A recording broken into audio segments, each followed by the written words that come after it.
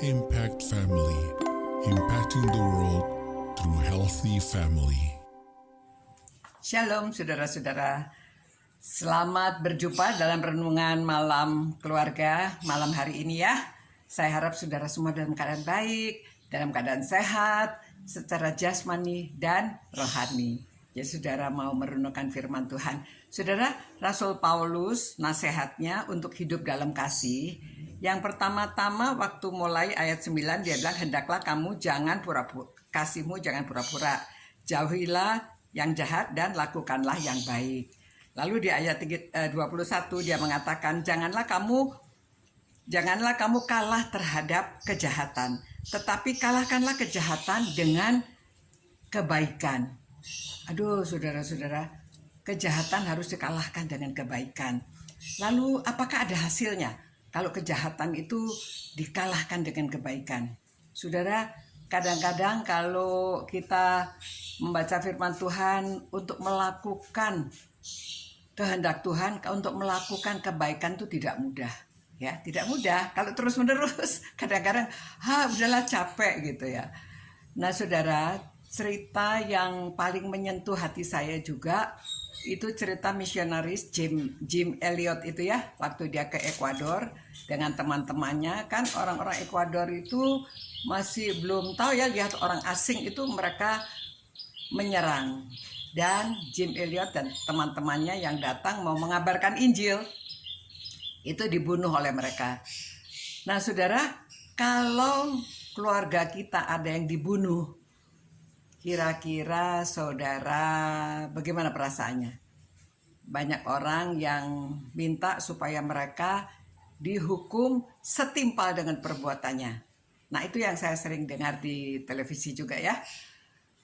Namun saudara, ini istrinya yang namanya Elizabeth dan anaknya di rumah itu yang mereka bicarakan bukan kemarahan, melainkan mereka pikir, wah kasihan ya orang-orang itu kok nggak mengerti bahwa bapaknya ini Jim ini kesana tujuannya baik, tujuannya mau memberitakan keselamatan, tetapi karena orang pedalaman itu nggak ngerti malah dibunuh. Lalu anaknya juga mereka lalu berunding bagaimana ya caranya supaya kita bisa ke sana dan mengabarkan Injil. Aduh saudara, itu malah dia latihan belajar bahasanya orang Ekuador supaya bisa berbicara dengan mereka dalam bahasa mereka. Anaknya juga mengatakan, iya ma harus belajar bahasanya supaya mereka merasa kita sama ya. Sama seperti orang banyak ya bertanya, kenapa sih Tuhan Yesus kok datang ke dunia, kok menjadi manusia? Nah saudara, kalau Tuhan Yesus tidak menjadi manusia, tidak berbicara dengan bahasa manusia, saudara dan saya sulit mengerti ya. Seperti orang Yahudi dulu kan merasa Allah itu jauh di sana, Allah maha besar, maha kuasa, tapi jauh di sana susah, tidak bisa mengerti mereka. Nah setelah Yesus datang menjadi manusia, barulah manusia bisa mengerti karena dia berbicara dengan bahasa manusia, hidup bersama-sama dengan manusia. Jadi kita bisa mengidentifikasikan dengan dia dan dia mengidentifikasikan dirinya juga dengan kita sehingga kita dapat menerima.